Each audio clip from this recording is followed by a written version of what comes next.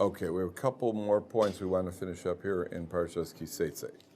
On page 1058, we started talking about yesterday about divorce. So I'll read those psukim again. Fourth line from the top.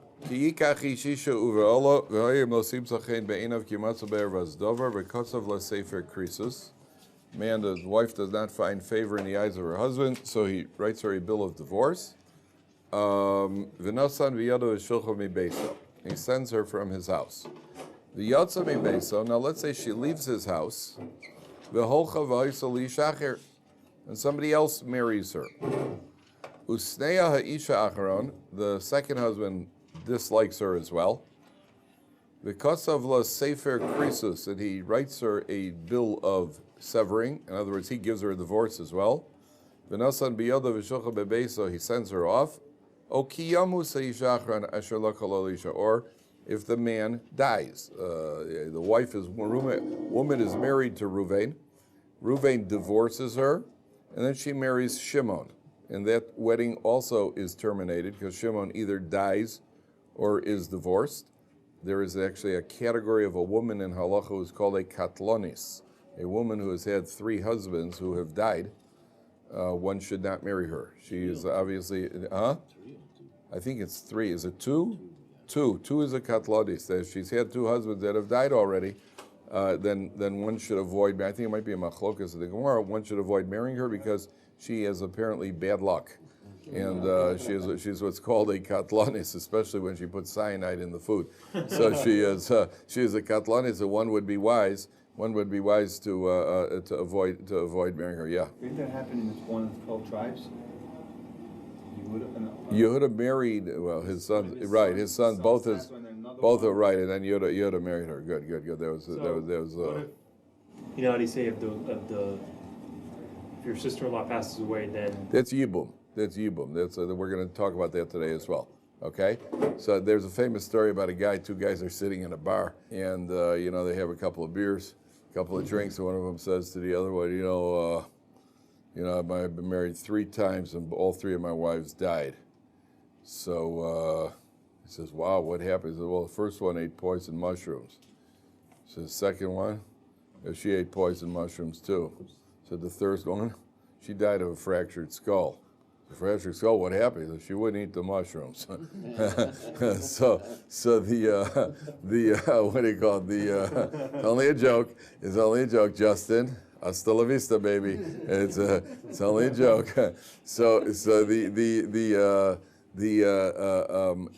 the Torah says the second husband is either died or divorced. Now look at Pasuk Dalet. Lo yuchal bala harishon asher shilcha lo shuv lekachta lo yoza leisha. The first husband who had sent her off cannot take her back and remarry her. Acharei asher hu tama'ah, since she was already defiled. Ki to'eva hi lifnei Hashem, it is an abomination before Hashem. V'lo sachati yasa aretz asher Hashem l'kachot nosei lach. You should not corrupt the land which Hashem your God gives you. Now, so I'll tell you a shocking, good morning. I'll tell you a shocking halacha over here. Ruvain marries Leah. They get divorced, then Leah marries Shimon, and they get divorced, or Shimon dies. She is completely off limits. She can no longer go back to Ruvain. That is the halacha. Now, Ruvain, that's scenario number 1. Scenario number 2, Ruvain and Leah are married, and they get divorced.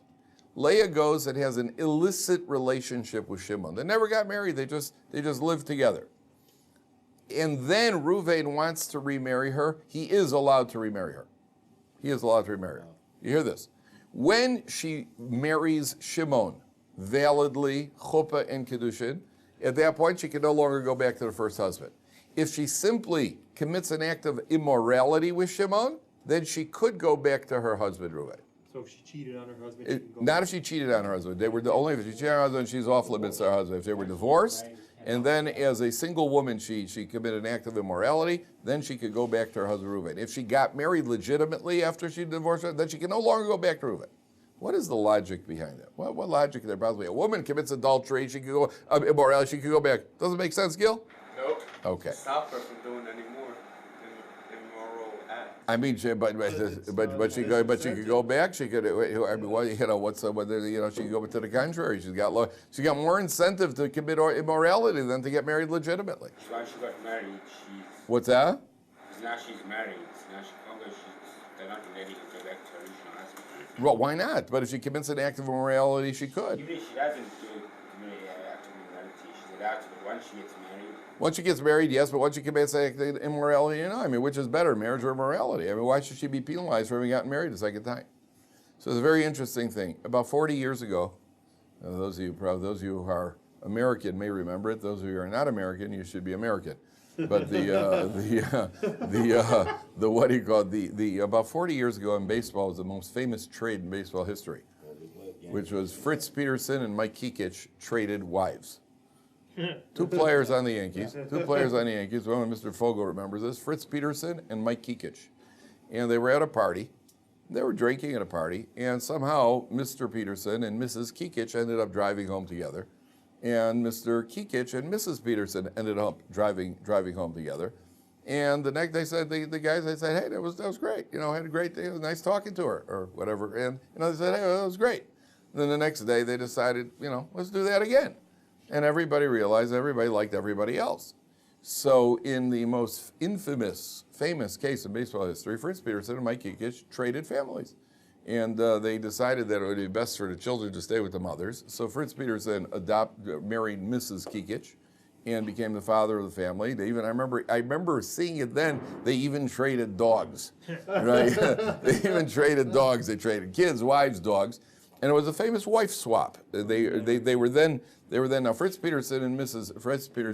Kikich to this day are still married. A great marriage. Mike Kikich and Mrs. Peterson only lasted a couple of years. That I remember seeing also. That only lasted a couple of years. But then they weren't as into it as Fritz Peterson. It was really Fritz Peterson's idea. And Fritz Peterson was then booed in every ballpark in America. Everywhere he went, he was booed because it was called the wife swap. They were wife swapping. And they even said that he said later, he said, I didn't realize people would see it that way. We just thought, it was all about love. It wasn't about wife swapping, which is beautiful. Now, what the Torah is saying over here is we have to be concerned about wife swapping. Now, we're talking about people who are halachic people. So let's say you have people who are, thank you very much, they are both halachic and they are immoral. So what's the best way you could do it within the letter of the law? Reuven and Leah get divorced, and Leah marries Shimon with Chuppah and Kedushin. Then Shimon and Reuven marries Rachel. In the meantime, they both get divorced again, and the wives go back. In other words, you could have over here approved wife swapping because it's all done. Every step of the way is done kosher. That, the Torah says, we're going to head you off at the pass. We're going to stop you from that ever happening. You divorce your wife, she marries somebody else, she can't come back to you. What about if she commits an act of immorality? Immorality is extremely uncommon. From women are not women who are going to commit an act of immorality. We don't have to be concerned that Reuven will divorce his wife and she'll then commit an act of immorality and then come back to Reuven. So in the rare circumstances that it happens, okay, we could tolerate it. It's not something that's going to catch on in the society because you just have immorality in a Torah society. It's abhorrent. People do not get involved in that sort of thing. Wife swapping, where it's justified and ratified according to halacha, that's a serious concern because we recognize, and the literature is full of indications, immorality is something that is a constant on everybody's mind. Even at a funeral, the Gemara says, you could be at a funeral and the Yetzer Hara is still with you. A guy could be at a funeral in front of a gaping hole in the ground with a body in the ground, and he's still checking out the girls at the funeral. And therefore, since it is such a powerful, that's why we have all these fences that were created, the idea of yichud, that you're not allowed to be alone with a member of the opposite gender other than your mother, daughter. You're not allowed to be alone behind a locked door. Because we know what can happen. The Yetzer Hara comes behind a locked door also, and he joins everybody. And the rule of three's a crowd does not apply because he's not visible. And there have been numerous scandals involving people who should have been beyond this behavior because they got into the situation. They didn't expect to be in the situation. They got into the situation, and as a result of the situation, they ended up stumbling. Therefore, you have so many safeguards. That's one of the reasons why in Pirkei Avos, there's a Mishnah that says, Schok v'kalus rosh, laughter and levity, lightheadedness, margilin le'erva, bring to immorality. Schok v'kalus rosh, laughter and just a light attitude lead to immorality. Now, the commentaries explain why is that. The answer is, it's the only avera in the Torah. Immorality is the only avera in the Torah that involves two rational adults, two rational, God-fearing Jews. Under normal circumstances, the severity of immorality is such, how are you going to get two people to agree to do such a thing? The answer is you remove any sort of focus, of serious focus, and you get into laughter, levity, a couple of drinks, and the next thing you know, immorality is there. Therefore, the Torah is so conscious of it everywhere you look. The Torah takes their safeguards against being in situations of potential immorality. There's a famous case, I think I mentioned this in the past, there's a famous case, a couple was on a ski lift. Did you ever hear the story? This couple was engaged. A frum couple was engaged, and they went out for the day. They went to a ski lift. This case went to court in the United States. I think it went to the High Court in the state of New York, or it might have even gone to the Supreme Court. I'm not sure. You can look it up check it online. But the case definitely went to a high court in the United States. A couple was engaged, and they went to a ski resort. And they were on a ski lift, and at a certain point, the ski lift malfunctioned in midair, and they started calling for help. But it was late in the afternoon, and everybody in the ski resort had left. So there they were dangling in midair, and they realized that they have a problem because they are now alone in an isolated place, which is a problem of yichud. So the young lady jumped out of the ski lift, and she ended up breaking both her legs. That was the case. I know what you're wondering. I know what you're wondering. And the answer is I don't know. Why did she jump and not him? I don't know. For all we know, she may have been pushed, right? So we don't know. Now the case went to court. The case went to the Supreme Court. Went to court, and then they sued the ski resort that you created a situation where I had to jump and break my legs. The judge, the non-Jewish judge, was not as sympathetic to the cause. His attitude, not understanding the laws of yichud. His attitude was, hey, listen, girl, if you don't like your date, you don't have to jump out of the ski lift, don't go out with him again.